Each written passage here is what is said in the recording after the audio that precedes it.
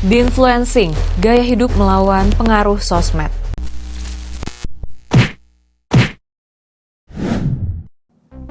Baru-baru ini kita sering mendengar istilah di-influencing. Kini marak dilakukan oleh sejumlah influencer melalui akun media sosial mereka. Seperti kita tahu, sosial media seperti TikTok, Instagram telah memberikan pengaruh yang besar dalam membentuk pola pikir generasi muda, khususnya Gen Z.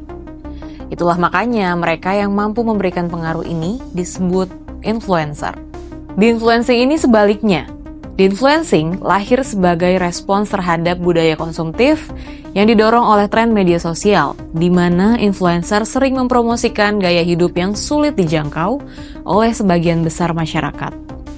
Jika didefinisikan, di-influencing adalah tren media sosial di mana seseorang secara sadar mendorong orang lain untuk lebih selektif dalam konsumsi, menolak pembelian yang tidak perlu, atau bahkan mengkritisi gaya hidup konsumtif yang sering dipromosikan oleh para influencer. Dalam konteks finansial, di-influencing mengarah pada kesadaran finansial, pengendalian pengeluaran, dan menolak budaya overconsumption. Kalau biasanya influencer ini akan merekomendasikan berbagai produk mahal untuk dibeli, di-influencing malah menyarankan produk dengan harga terjangkau namun memiliki kualitas serupa. Hal ini memberikan keseimbangan baru di tengah budaya sosial media yang selama ini mempromosikan konsumsi impulsif. Lalu apa yang melatar belakangi di-influencing? Pertama, Gen Z yang sering terpapar iklan terselubung dan endorsement terus-menerus mulai merasa jenuh dengan tekanan untuk selalu membeli barang atau mengikuti tren tertentu. Kedua, tantangan ekonomi seperti inflasi dan ketidakpastian kerja mendorong Gen Z untuk berpikir ulang tentang pengelolaan uang mereka. Ketiga, literasi keuangan yang semakin dipahami oleh Gen Z mengarah pada evaluasi ulang terhadap pengeluaran yang tidak diperlukan. Keempat, kesadaran tentang kerusakan lingkungan akibat konsumsi berlebihan dan limbah industri telah memicu gerakan minimalis dan sustainability. Kelima, banyak dari rekomendasi influencer ternyata tidak relevan dengan kebutuhan sehari-hari atau terlalu mahal sehingga menimbulkan frustasi.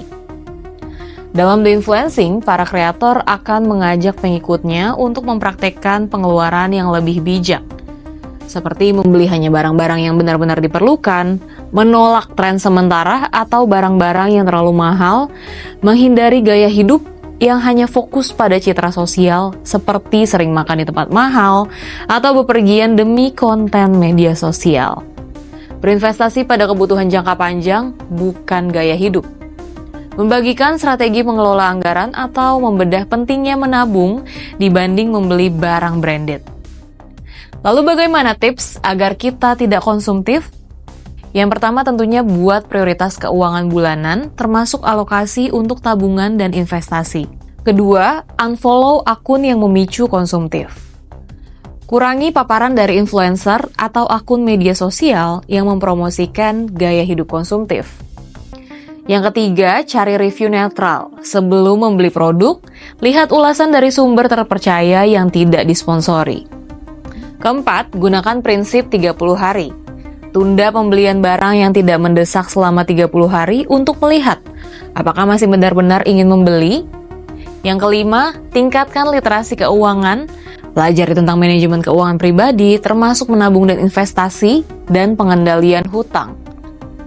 Lalu selanjutnya yang keenam, fokus pada tujuan jangka panjang. Hindari pengeluaran yang hanya memberikan kebahagiaan sementara, dan alokasikan uang untuk hal-hal yang memberikan manfaat berkelanjutan.